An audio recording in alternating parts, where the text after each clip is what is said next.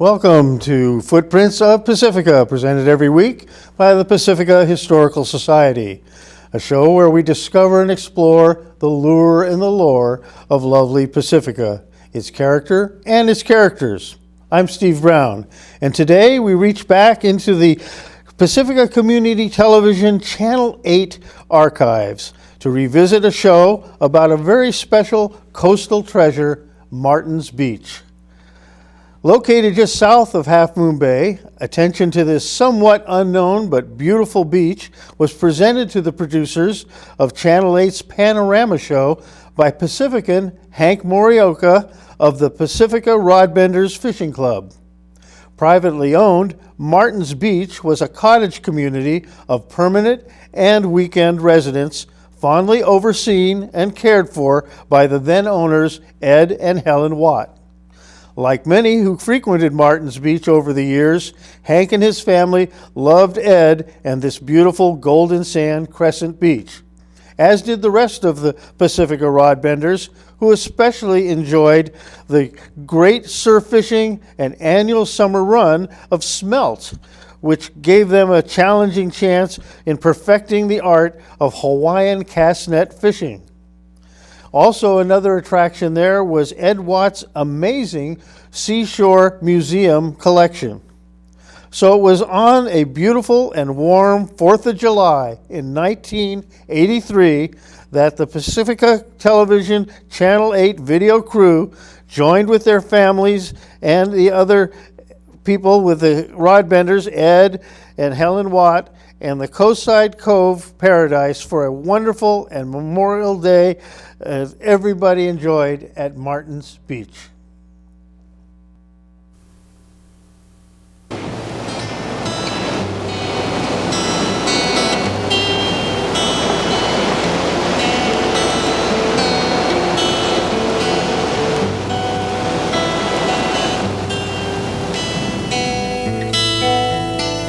South of Half Moon Bay, on Coast Highway 1, is one of the nicest beaches in Northern California, Martin's Beach.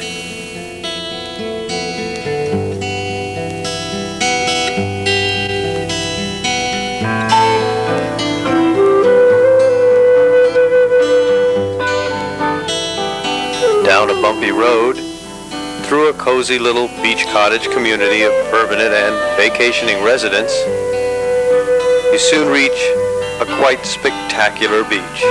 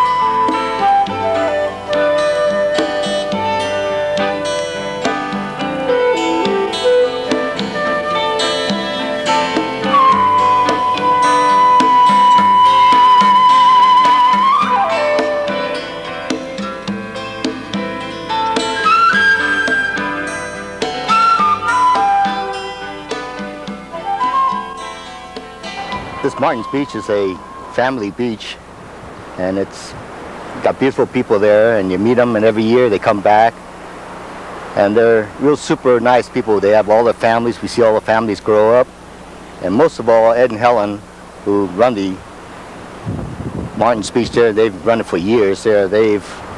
Those two people are beautiful people, which help a lot of young kids, and they give them summer jobs. So to us, it's a real great place. Our children were raised on this beach here, and we catch a lot of surf smelt. Everybody helps each other, showing them how to catch fish. So that's what's unique about this place there, and mainly it's a place you can bring new friends, new people down to enjoy the few nice places on the coast here that are privately owned, and you don't have any litter on the beach. The people keep it clean. And so that's one of the main reasons why I like it down here, and the people are beautiful. Who turned you on to this beach? Well, a fellow named George Damon, when I first came down, and Bob Brennan was jumping smelt down here, we came down to see him down there. And we saw the area, we liked it. And then my children we just started a family there, so we brought them down here. We used to keep them in the trucks there with the screens and keep the baby in the porter crib there in the van there. And we just enjoyed it. We used to come every night after work. I'd have the wife pack her lunch or dinner in. When we get off work, pick her up and shoot right down here. And so we've had some good times, a lot of fish there, and it's super.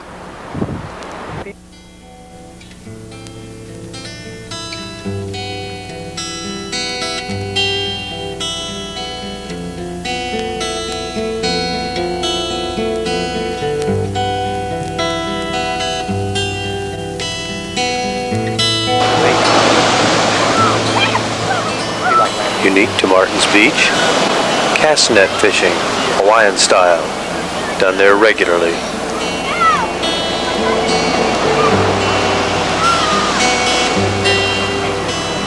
Yeah, that's what Nate was saying.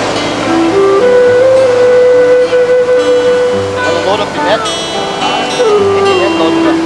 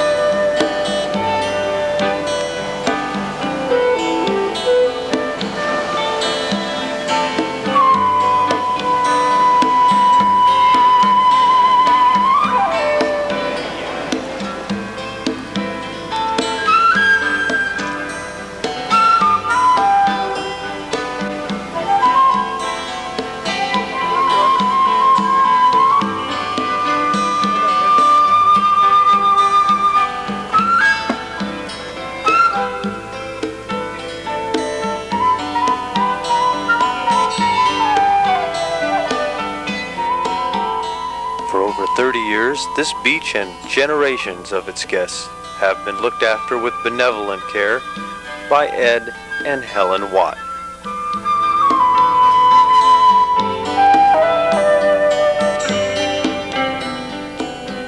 Living in the house his father built, Ed and Helen told us of their life and times at Martins Beach.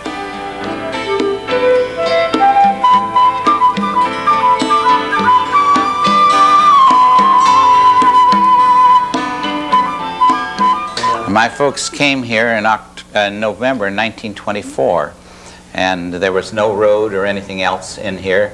There was one or two little cottages about 10 or 12 feet square, and my father came here smelt fishing one day and decided that this is what he wanted to do. So from then on he started to develop it, and by 1st of April 1925, we were in business here, and it's developed on through that time.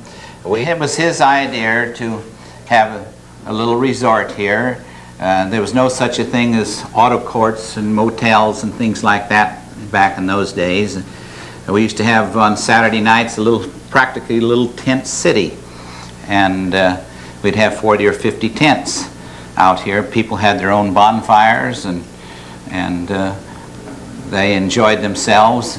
In those days, everybody worked 6 days a week, and we just had the one day, so they would come Saturday night, and then that was it. Then as time went on, we got down to 5 days, and people came for a couple of days. And now people are only working around 4 days, and we're having our people are changing with it. And this has all been made possible by our friends helping us. We do have one of the greater fishing beaches on the coast. We have had lots of striped bass in the past, and the last 2 or 3 years, why, Pacifica has caught all the bass. We haven't caught them. No, even when we go on vacation, it's a beach. Yeah, we love the ocean, and we've been married many, many years, and this has been our home, except during the wartime, when all of us were away during the wartime. But we came back here, and this is our home, and we have enjoyed our lives here very much. Children or raised children? No, we've never had any children. We have We've adopted children in the sense they're really not adopted, but they've lived with us over the years. Hank's boy, Gino, has lived with us about 5 years, 5 summers, and he gave up his summer permanent job to come back and work 2 more summers or another summer with us. And so we've enjoyed our kids, and we've had many, many boys and girls, probably 50 or more that have lived they're right all with us. about high school age that come to us, and some have needed the work, and some just come because they like to be on the beach, and they actually live with us, and they become part of us, and we have become so attached to some of them that they are almost our children, and they always call us their beach parents, so we've enjoyed them. Our boys have come from all walks of life, and they have done everything. We've had MD doctors, we've had several attorneys that grew up, we've had one man that was the president of the University of Hawaii and also the president of Alaska, and University of Alaska. And we've just had them from all walks of life. We have carpenters and every craft mentioned. We have had those boys work for us over the years. And the girls that have worked for us have all become very substantial citizens, and they always come back to us and always come and see us and bring their children, and we've been here so long that I came here out of college and enjoyed it so much that we've been together ever since, and that's many, many years. We had one boy here 2 weeks ago that worked for my folks 55 years ago. So that's about it. And they're coming back some of them are coming back with their grandchildren now, so we've gone the whole gamut of young ones and their little problems, and we've always tried to teach them what was right, the kindness that you can extend to people is what's more important, and to be kind to the customers, especially when they were waiting on them, and in turn that teaches them to be kind too. My mother always said you had more wrinkles in your face when you frowned than when you laughed, and that's always stayed with me, and I've always tried to pass it on to all the young ones that have been with us, and we've really enjoyed them. I'm sure.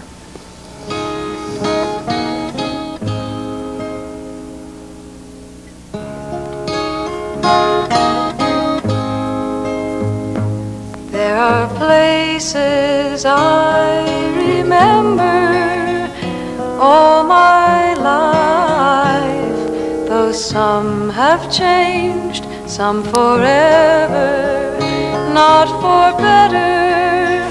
Some are gone and some remain. All these places had their meanings, with lovers and friends I still can recall.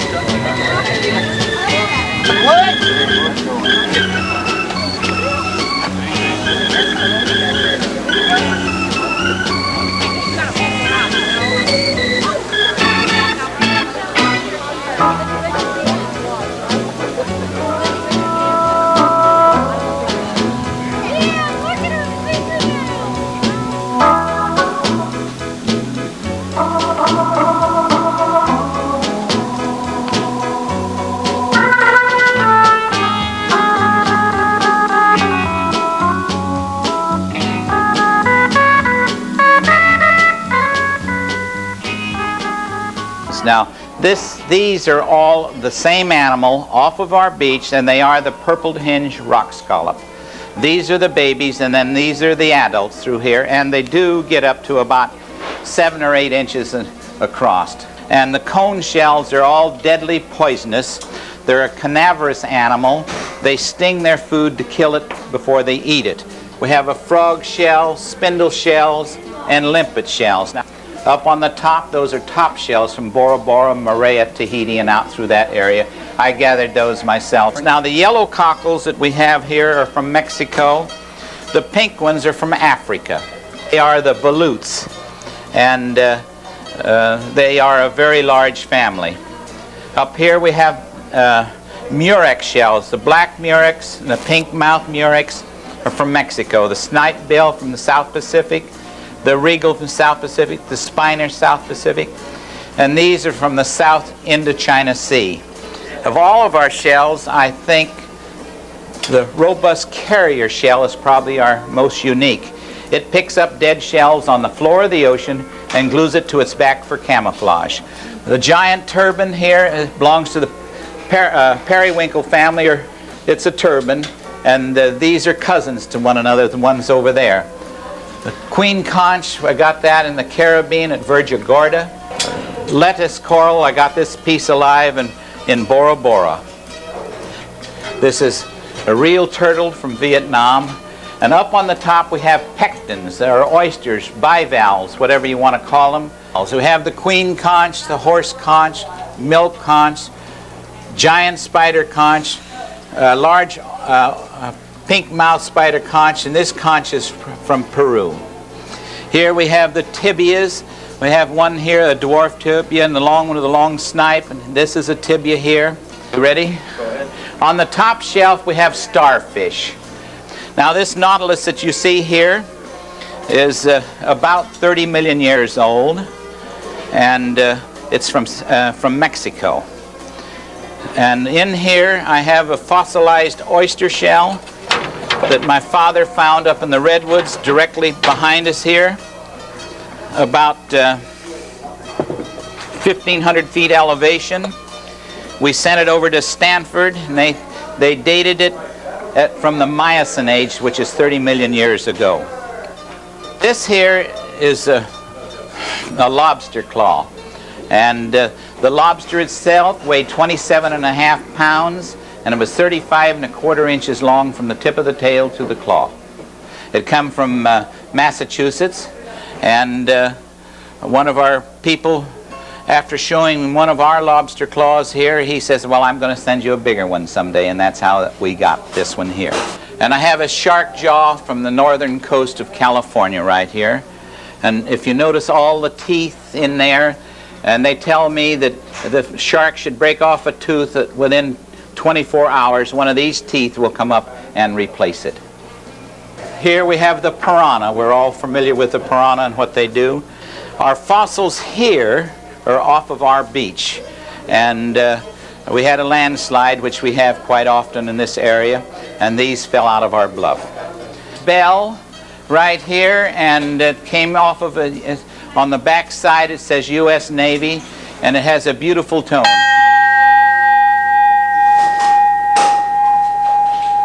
The Alaskan king crab, it was presented to the president of the University of Alaska, and he gave it to me. This here is a fish trap that they used in Tahiti. I mean, it's a bait carrier. They open it up and put their live bait in here, and then it floats through the water to keep their bait live at all times. And this giant clam here weighed 67 pounds the way you see it, or meat and all would weigh 150, 60 pounds, and that's only about a third grown. Clam chowder. Yes, a lot of clam chowder. Over here we have the, oh my goodness.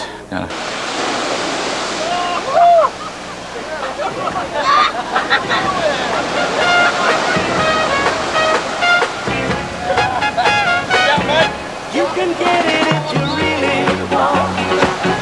You can get it if you really want. You can get it if you really want. Try and try.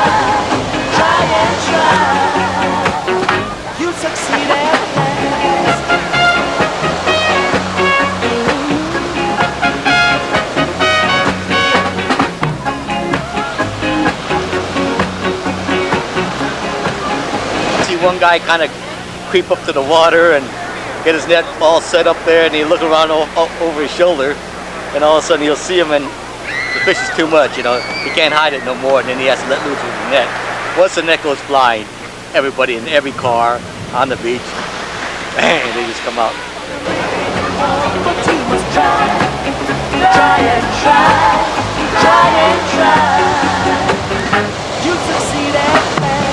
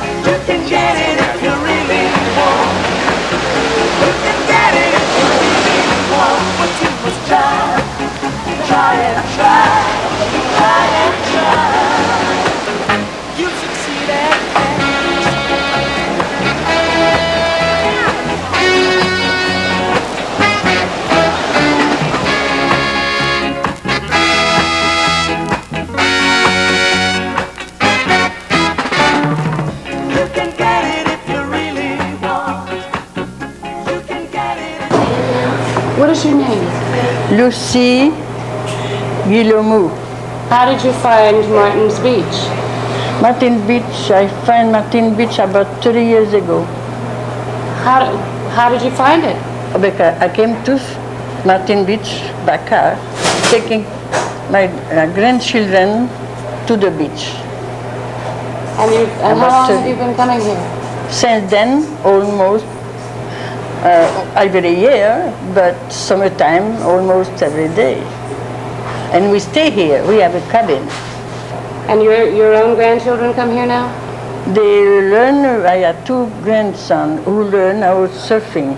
At the beginning of surfing, one of them is captain of in a marine, mission marine. And he learned how to surf here. The first surfboard he bought was a small one. He bought the third one. The third one he took with him to Tahiti, and he sold it for $50. Have you ever surfed yourself? No, no. I used to fish with the triangle. How much has this beach changed in the time you've known it? A lot. It spoiled, the sea spoiled the beach. The sea spoiled the beach. Oh, yes, especially this year. Oh, yes. It's a big damage in the beach, but still it's beautiful. What do you like most about the beach? The beach? Well, the beach. By the sea, by the sea, by the beautiful sea, you and I, oh how happy we'll be. When each wave comes a-rolling in, we will duck and swim, and he'll push you in the water, well it's over and under, and then up for air. Auntie's rich, uncle's rich, what the heck do we care? I like to be beside the seaside, by the beautiful sea, by the sea, by the sea, by the beautiful sea. You and I, oh how happy we'll be. When each wave comes a-rolling in, we will duck and swim, and he'll push you in the water, well it's over and under, and then up for air. Auntie's rich, uncle's rich, what the heck do we care? I like to be beside the seaside, by the beautiful sea. Yes, I like to be beside the seaside, by the beautiful sea.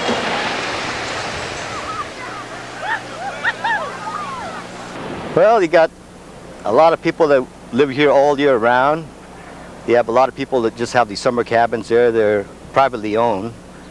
There's no rent. They used to have rentals years ago, and now it's all privately owned.